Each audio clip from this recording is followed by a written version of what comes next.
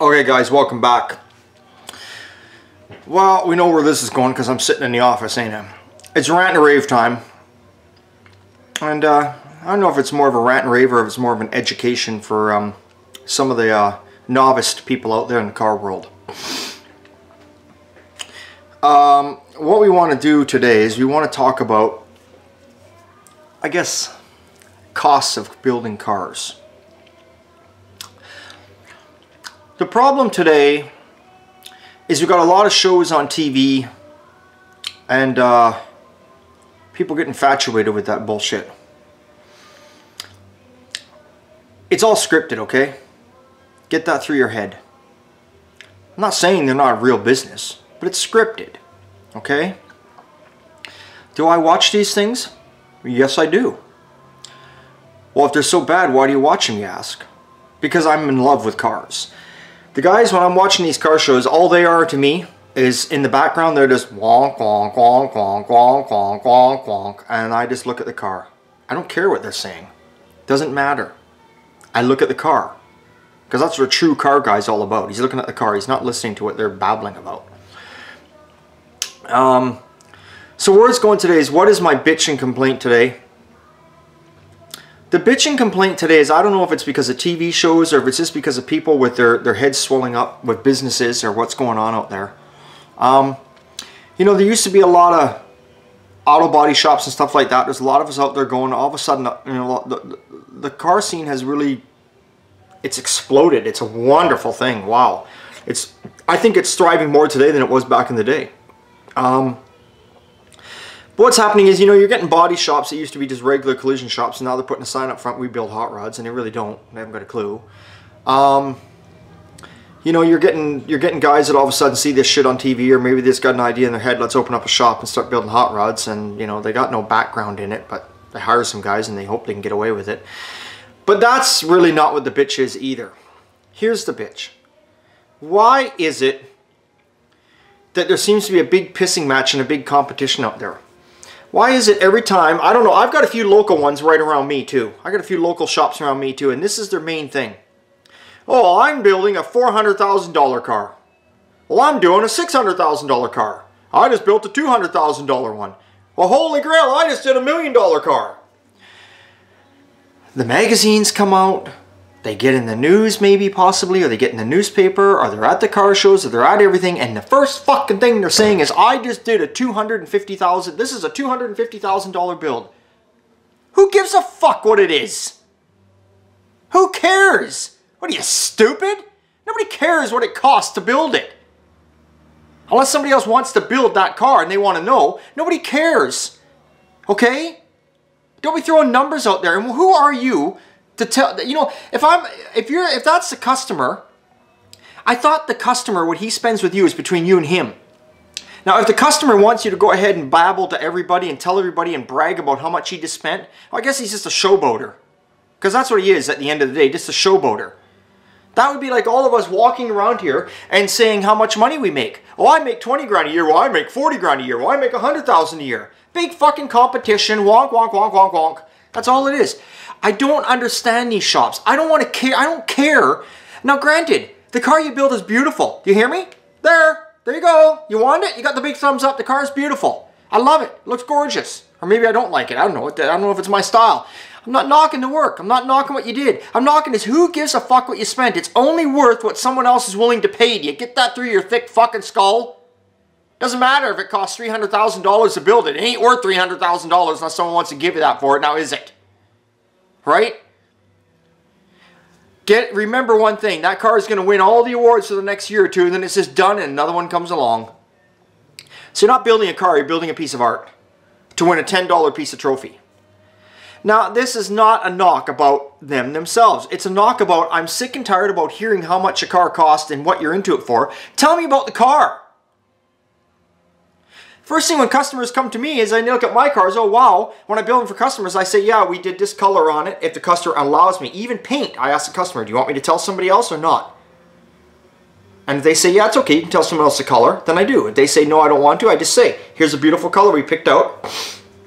We put new windows in it, we put new rubbers in it, we took the motor, we added some metal Brock heads to it possibly, you know, we upgraded the suspension with Hotchkiss suspension, you know, or maybe we chopped the top, maybe it's a chopped top, we did 3.5 inches in the front, we did 4.5 in the back, we pie cut the A-pillars and we bent them this way and bent that, you know, that way. I talk about that shit. I don't say, well, here's the car, I just built it for the guy, $300,000. Who cares what it costs? That to me is just showboating. It's just a big competition. It's just another big pissing match like it is down at Barrett-Jackson. Just a pissing match. It's supposed to be about the cars, I thought. I thought it was supposed to be about the cars. You know, when guys came back from the war, this is where it all started. These guys came back from the war because they had, you know, they come back and they want to do things, and they're grabbing all these old cars and, you know, Model A's, Model T's, and they're putting different motors in them, and they're ripping fenders off. They're trying to get them lighter, faster. They're trying all sorts of stuff. That's where they started, and from there we got into custom cars. You know, from there when that started to die out, the muscle cars came along. Then the big gas crunch came.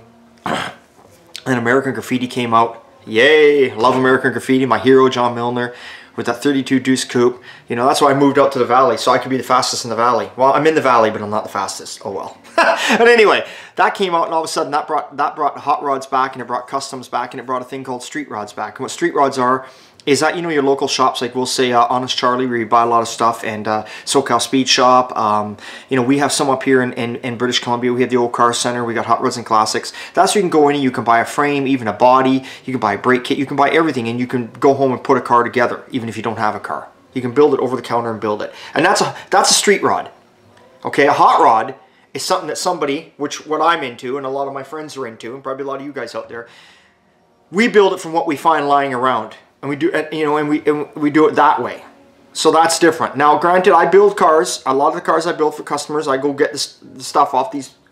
Sorry, guys, that's something in the old eyeball there. Off the suppliers I just named, and I build them for them because it's quicker and it's easier that way. Unless they say to me, "Hey, I'm willing to pay you numerous hours to keep on going and build me something cool that is off the wall that nobody else has got." You know, I don't want just over the counter shit, and that's fine too.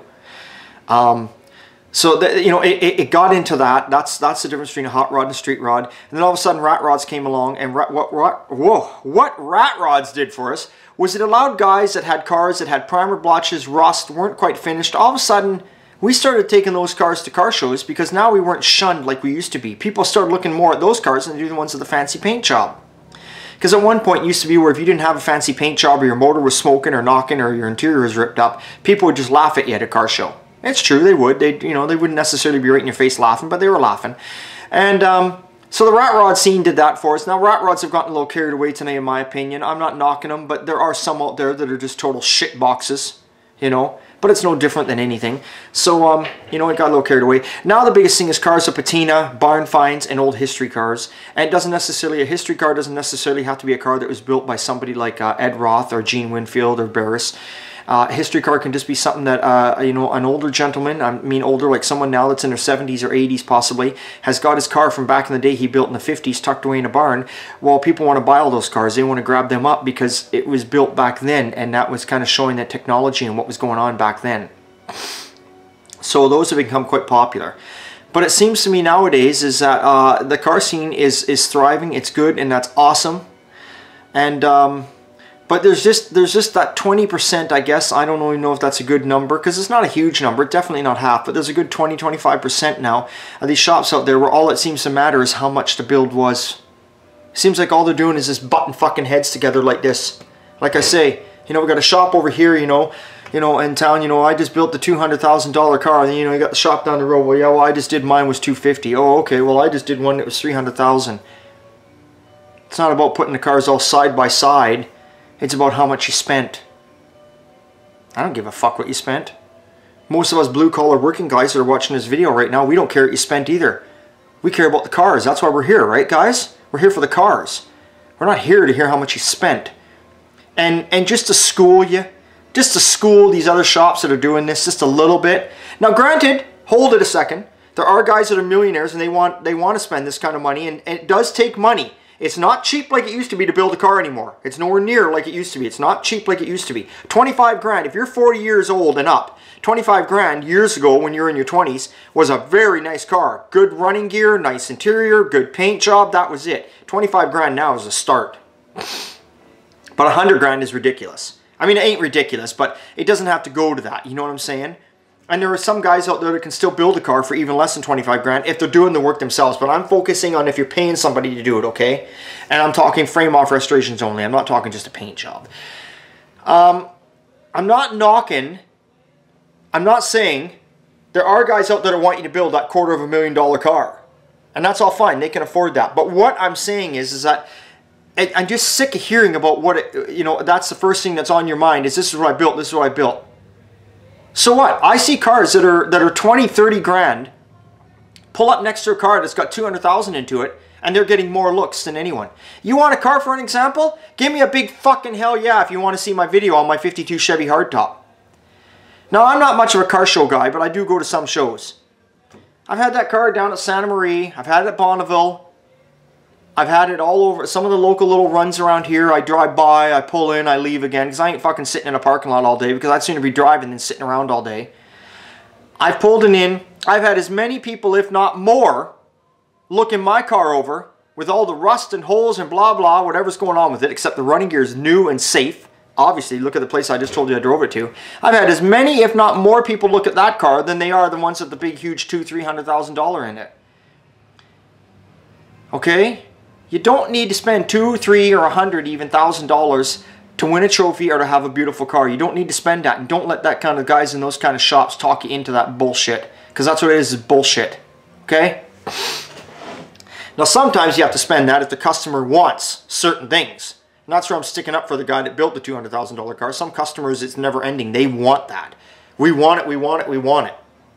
But still, as you as a shop owner, you don't have to be out there and saying, I just built a $250,000 and a $500,000 car. Why? Show us the car. Say, I just built this Chevy. Look at it. Look what we did. Look at this. Look at that. Look at this. Look at this Ford we just did. You know? Look at this Dodge we all did. Look at what we did to it. Don't fucking bring the numbers into the situation. You make yourself look like a loser, man. And not only that, you make it hard on some of the novice guys that are out here. They think because they hear that and because it's really pumped on TV that that's what they got to spend now. So they're coming over to guys like me and they're saying to me, well, here's my car, my neighbor down the road. This is where I'm coming from, because a guy just left here recently. He had a 68 Nova. I shouldn't say, no, this guy, sorry. He left here, had a 72 Nova. His friend down the road, his neighbor down the road from him's got a 68 Nova. A little different looking car, but still similar. He had it at a shop. The guy took it in the shop. It was supposed to be 40 or 50 grand. They found a little extra stuff with it, blah, blah. All of a sudden, it's going to be this, going to be this. And then the shop talked him into doing that and doing this. Now the guy's into it for like, I don't know what he was saying. And I'm not saying numbers, but he said the guy was into it for well over 100 and under 200. This is his neighbor. And he says, so I guess I'm going to be in the same situation, eh? And I go, no, why? Why are you going to be in that situation? Well, I want to take my car off the frame. Okay, let's take it off the frame. Let's put some bigger sway bars in it. Let's put a disc brake conversion kit on it. Let's do that kind of stuff. Let's rebuild your motor. Let's put some new interior, new paint job. You're not going to be at 100 grand with me. You're going to be less. So, oh well, because he put billet and he put all this other bullshit. That's why he's into that kind of money. So I mean,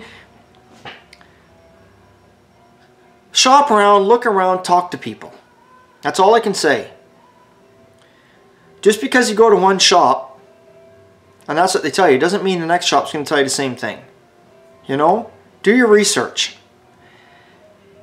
Don't think, because this is all you're reading. I guess the main complaint here, the main bitch is I just wish these guys in these shops and even the owners, I shouldn't even just say it's the shop guys, it's the owners. I just built myself a 200, I get a kick out of these guys too.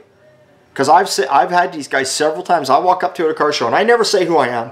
I don't ever say I have a shop or a business. I don't. I'm just like a decoy. I just float out there. I just listen. I take it all in. I take it all in. I just walk away and I just think to myself, what the fuck? I walk up and I look at these cars and, you know, I see some of these guys, they walk up and they say, oh, yeah, it's my car. Do you like it? I go, yeah, it's a nice car. Yeah, just cost me $300,000 over here. Had so-and-so build it. Pretty cool, eh? I go, yeah, cool car. What kind of suspension you got underneath there? What? What kind of suspension you got under there? You got drum brakes, disc brakes? I would think you'd have disc brakes for that kind of money.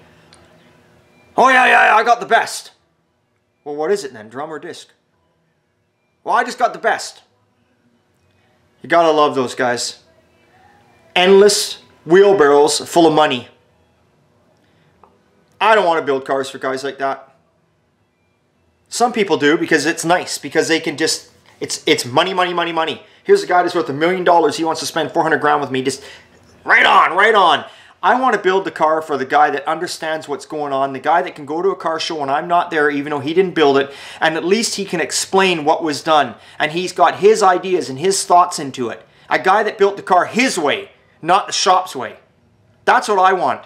Those are the customers I want. Now, it would be nice to have a customer come to me and say, hey, look, I got a 49 Ford shoebox, use it for an example, and he'll be like, I like what you did with your car, because I have one. I like what you did with your car. I want you to chop it, and I do want it to be red, and I do want tuck and roll, but I want you to do your take on it, how much you should chop it, and some custom items. That's okay. But when you go to shops and you're just like, yep, here's some money, here's some money, here's some money, here's some money, here's some money, build me a car. I don't know. What's the point of that? Because all you're doing now is driving a conversation piece around. That's what you want, is a conversation piece. I went to a show once and there was a kid there with a Buick, and I asked him several questions about his car. I asked him and asked him and asked him over again about his car, because I had a 55 Buick at the time. And he had an attitude a mile long. He had an attitude just from the beginning. Because I got down, I was looking at his car underneath it, and he comes up to me and he goes, what are you doing?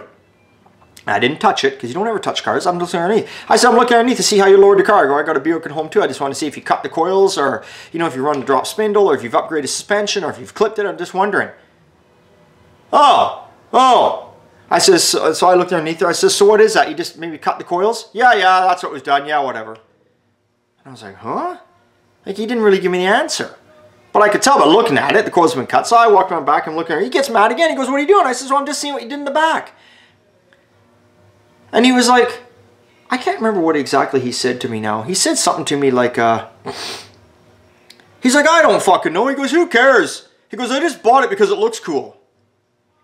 So I got up and I says, what? He goes, I just bought it, man. It's just an image. Just an image. I says, you don't like old cars? Oh yeah, I like old cars, but it's just an image, man. When I drive down the road, I look cool. Lots of people look at me. I said, so is this your only car? He goes, no, I got a Honda. I go, well, you know what? If you took a spray bomb and you wrote fuck you down the side, you'd have just as many people looking at you. So why don't you get rid of this and give it to somebody that it means something to? He was speechless. I just walked away. He was speechless. I don't get those type of guys. Well, maybe I'm in a totally different class. Maybe I'm the one that's all screwed up. It's only my opinion. My opinion doesn't mean squat at the end of this video. But at least I have an opinion. And whether you like my opinion or not, even if you hate my opinion and you don't like me, you have to give me kudos. It's at least I voice my opinion, rather than being the guy that just sits there and be like, yeah, I guess, At least I have an opinion. And I admit, my opinion doesn't mean nothing. It's just my opinion. I'm just sick and tired of hearing these shops and hearing these people say how much money they got into the car. I don't give a fuck how much money you got into it. I don't care how much money you just spent on this customer's car. I don't care about that. I don't care about this. I want to see the car. Tell me about the car. Don't tell me about the money. Quit being a fucking showboater. You know? It's supposed to be about the cars, the hobby. That's what it's supposed to be about. That's what it's all about. Or at least it is to me. So I don't know. You guys let me know. What do you think? Aren't you just tired of it? There's lots of us out there watching these videos. I know you guys are out there watching me, and a lot of us are backyard guys, and you guys do just as good a job as I do, if not better, and if not better than half these shops. You guys are awesome out there. So, do we really need these kind of guys that always have to say how much they spent? What has that got to do with the car? Has fuck all to do with the car. So for the novice guy out there that doesn't know, you do not have to spend $100,000 or $200,000 to have a beautiful car, okay? Don't let them talk you into that. That's all I gotta say. So remember, it's always a good time at Old Time. We're here to help you no matter how, somehow, some way. We're here to help you. And that's all I got to say to you today. That's it. We'll see you next time. And that's all.